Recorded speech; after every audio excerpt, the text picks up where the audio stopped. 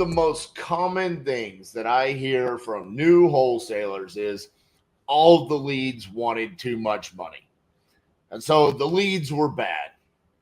However, if you go watch basically all the videos that I've given you over the past 500 plus straight days, you've heard me talk until I'm blue in the face about how in order for you to be a great wholesaler, you have to be able to close the motivated seller that has the incorrect price, or you are going to struggle. Well, that goes in one ear and out the other. And so today, I want to talk about the struggling wholesaler who is struggling to close the seller who has the incorrect original asking price. Here's what I mean by struggling wholesaler. I mean those of you out there that don't have any money in your bank account. You are financially stressed. You're strapped and you're struggling. And I know that there's those of you out there. And so this video is here to help you because something got said to me today. And literally the moment it was said, I was like, hold on. And I grabbed my pen and paper and I wrote down this idea. And I was like, dude, I have to make a video about this because I know for a fact there are some of you out there that this is crushing your ability to close deals.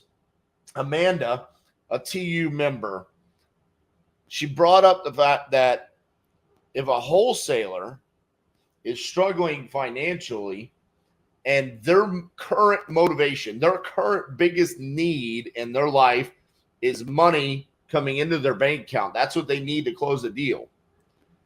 By nature, that their individual motivation right now is financially backed, it's very difficult for them to believe that the homeowner that they're speaking to on the phone is not financially motivated. I want to let that resonate for a second. You're the wholesaler. You right now are so motivated by your need of money that it becomes almost impossible for you not to assume just by human nature that everyone else's biggest need is money. And it's keeping you from closing deals.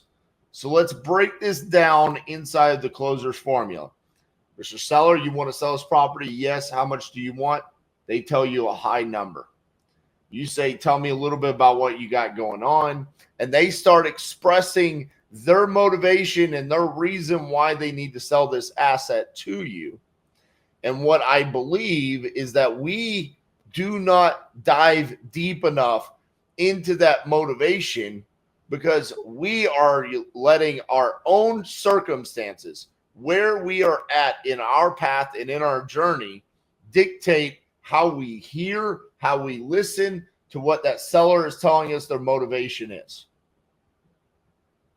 I can use examples where I have gotten a seller down almost $200,000, $120,000, $70,000, $63,000. Those videos are part of the 500 plus that I've given you over the past year and a half on this YouTube channel, where you could go watch me, get them to come down on price. And the reason why they came down on price is not because money just didn't matter. It did matter, but it wasn't the ultimate deciding factor. It was not their main motivation for needing to sell the piece of real estate. So when you are on the phone with the seller, your job is not to allow anything that's going on in your life dictate how you respond and how you listen to that seller. So I want you to ask yourself right now, have you been doing that? Have you been going into these calls and when a seller tells you the incorrect price, automatically making the assumption there is no way in the world that this person would come down the $40,000, $50,000, $60,000 that I need them to come down to where this could be a wholesale transaction because you need money. And you assume that everyone else would look at this the exact same way that you're currently feeling. Amanda, I have to thank you for bringing this to my attention today, because I had never really thought about it, because from my perspective, I'm like, I talk about this topic all the time. I talk about the incorrect price, highly motivated seller, the 4 seller buckets. Who are we talking about? You got to educate them, ARV, rehab, and then we go through the profit calculator. I've said it over and over and over again. But what I never thought about was that on our side, we're looking at it and we're like, that sounds great, RJ. But when I hear that, what I'm hearing is I'm not coming down to the price that you need. And so these conversations, what I assume and what I've seen by doing live seller calls or watching other people on their YouTube channels, is that these calls are extremely short. The conversations are weak. The questions are normally close-ended. They become condition-based. Talk to me a little bit about the condition. Talk to me a little bit about the age of the roof and the HVAC. And I've even heard people absolutely crush their own leads by saying, well, I know you wouldn't want to come down to this price, right? Why would you ask that question? Why would you sit there? Because they're putting themselves in the seller's shoes, but they're bringing along their own baggage, their own personal circumstances of needing money, and saying, why would someone come along and want to discount this property if they said $200,000 and I need it for $150,000? Why would they shortchange themselves $50,000? What if it's because of another financial need that they have, and really $150,000 would solve that? What if it's because of the other burdens that property is bringing to their life? How many times have we talked to a seller where they just say, I want to be done with this. I want to move on with my life. This is too stressful and it's bringing too much pain to my life. That happens. What if that's just not the first thing that they said? Because by nature, we're saying, how much do you want? It's not how much do you need. It's what's your initial asking price. And I can tell you, if you're not closing contracts with someone that gives you the wrong price up front, it is not because the leads suck. It's because you're not asking the right questions. And so I really want you to think about this today. If you're watching this video, am I allowing my own situation, my own circumstances in my life dictate how I feel about the deals that I'm talking to every day, the sellers I'm talking about? And am I really listening to what they say and diving deep into their motivation? Or am I making assumptions throughout because I know how I would respond if I were trying to sell that exact same property? Because if so, you're literally the biggest hurdle in your own path and in your own journey in your own business right now. You cannot bring your baggage into a seller call.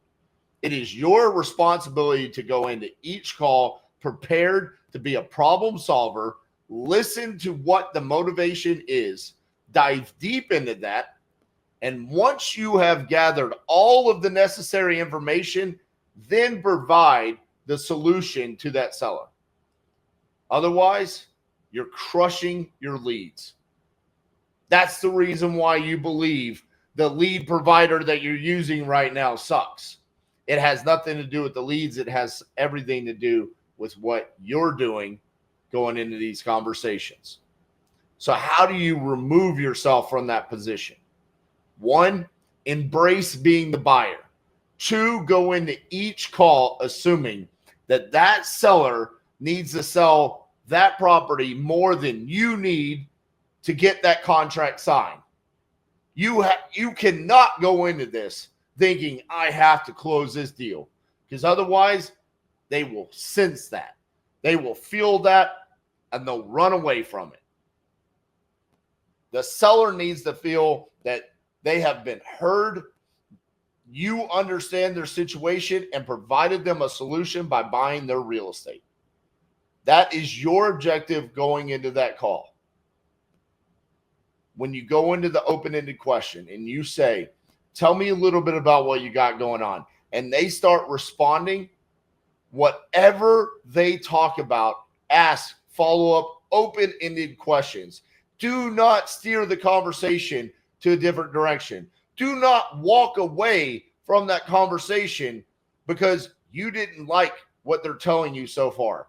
Sometimes it's the 6th, 7th, or 8th question that you ask that completely change the whole trajectory of the conversation, where then you understand this seller is highly motivated and needs me desperately. That's when you can close those deals for the price that you were needing. So if you're one of those people that is currently financially struggling, one, you can get out of this. You can get out of that position by wholesaling real estate. It's not going to be simple. This little tweak right here might be the one thing that you need to do on a live seller call. But let me tell you, you have got to prioritize the seller's needs over your current situation. Otherwise, you're going to be stuck in the exact same position. Amanda, thank you so much. Let me know what you guys think in the comments. Show Amanda some love. We'll see you guys tomorrow.